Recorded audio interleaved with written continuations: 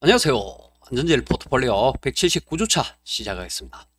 오늘의 투자만담. 오늘은 투자의 중심을 부동산에서 ETF로 라는 주제로 이야기 한번 해보겠습니다.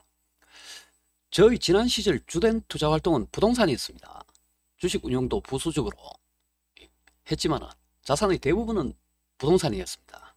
물론 현재도 부동산이 대부분을 차지하지만 바꾸려 계획하고 있죠. 그 준비 과정으로 이 안전제일이라는 운영법을 검증하고 있는 겁니다. 제가 20년을 고집해온 이 부동산을 ETF로 왜 바꾸려 할까요? 뭐 부동산 전망이 좋지 않아서? 아니면 주식이 더 큰 수익을 가져다 줄 것 같아서? 아닙니다. 바로 삶의 질을 높이기 위해 바꾸려는 겁니다. 이게 무슨 말이냐? 여러분, 안전제일의 시작 시점이 21년 말 2021년이죠. 부동산이 정점을 찍고 멈칫하던 시기에 어느 정도 감이 있으신 분들은 그 끝이 다가오고 있다는 것을 느꼈을 겁니다. 추세 투자를 지향하는 저 역시 조정을 감지하고 있었지만 어떻습니까? 저도 마찬가지지만 집 팔고 부동산 팔고 빠져나오신 분들 몇 분이나 됩니까? 없죠. 없습니다. 이유가 뭡니까? 바로 부동산 최대 약점, 유동성입니다. 이게 문제였던 거죠.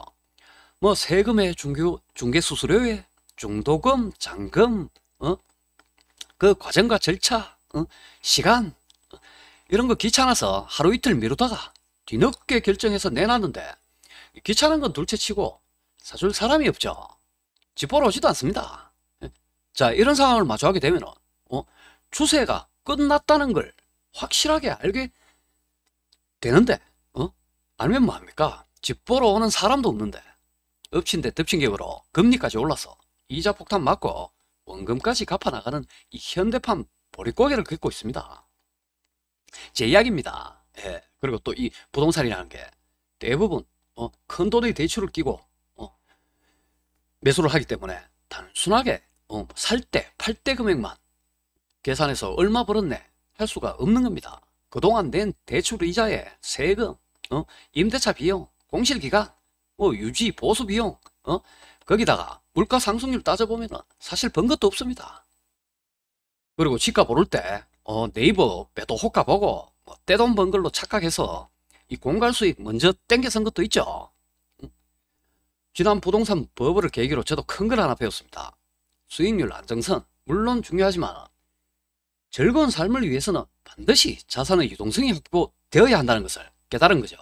아니, 부동산 10억 20억 있으면 뭐합니까?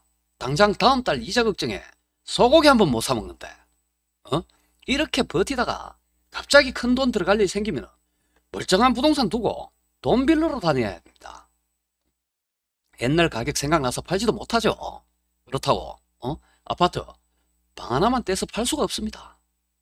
그냥 통째로 매도하기 전에는 그림의 떡입니다. 이래서 은행돈 갖다 바치는 그야말로 노예제요. 노예입니다. 반면 지수 ETF는 어떤가요? 내가 필요한 금액만큼 내놓으면 1초 만에 팔리고 이틀 만에 돈 들어오죠. 생활의 질을 높이기 위한 투자의 필수 요건은 안정성과 수익성도 물론 생각을 해야겠지만 이것과 더불어 자산의 유동성이라고 생각을 합니다. 저는 부동산 못지않게 안전하고 이 부동산의 근접한 수익률을 올릴 수도 있으면서 유동성 부분에서 가히 현금이라고 말을 해도 과하지 않은 ETF가 행복한 삶에 일조하는 최적의 투자 상품이라는 것을 저는 확신을 합니다. 여러분도 자산 운용에 있어서 수익률도 좋고 안전성도 따져야겠지만 유동성이라는 요소도 놓치지 마시길 바라면서 오늘 핵심 요약하겠습니다. 오늘 만담 핵심 요약.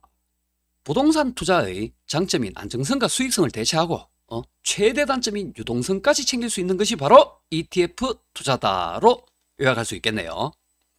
그럼 오늘 운영 현황 보겠습니다.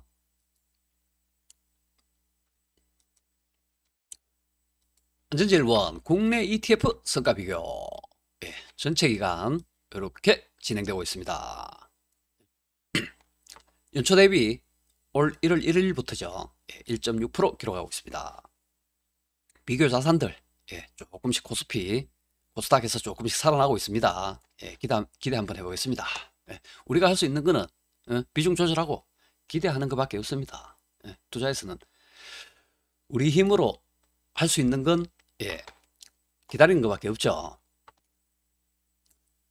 자, 비중 현황 보겠습니다. 안전제일원 비중 현황 코덱스 200 지난주 잔고 대비 1% 늘려서 7% 비중 가져가고 있습니다. 코덱스 레버리지 1% 늘려서 4% 비중 가져가고 있습니다. 코스닥 150 1% 늘려서 6% 비중 가져가고 있습니다.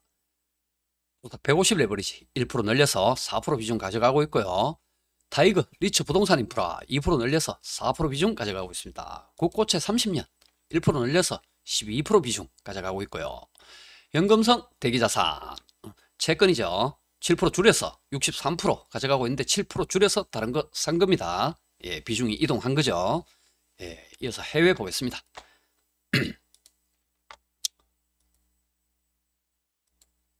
안전제일2 해외 ETF 성과 비교 투자기간 전체 이렇게 진행되고 있고요. 연초 대비는 0.4%네요. 예, MDD가 아주 좋습니다. 예. 비교 자산들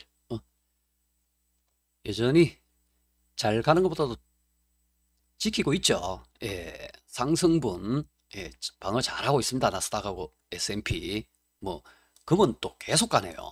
예, 비중 현황 보도록 하겠습니다.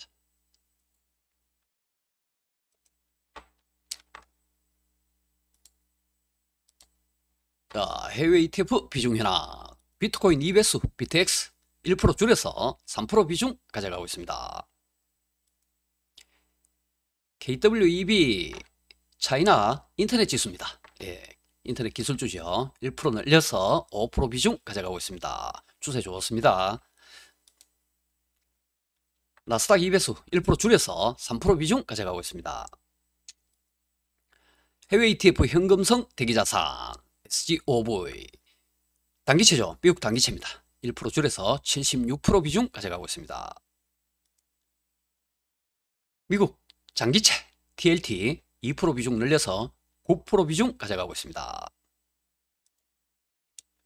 UPRO S&P 2배수죠. S&P 3배수입니다. 예, 주간 증감 없이 3% 비중 가져가고 있습니다. 79주차 여기까지 하고 다음 주 화요일 또 찾아뵙겠습니다.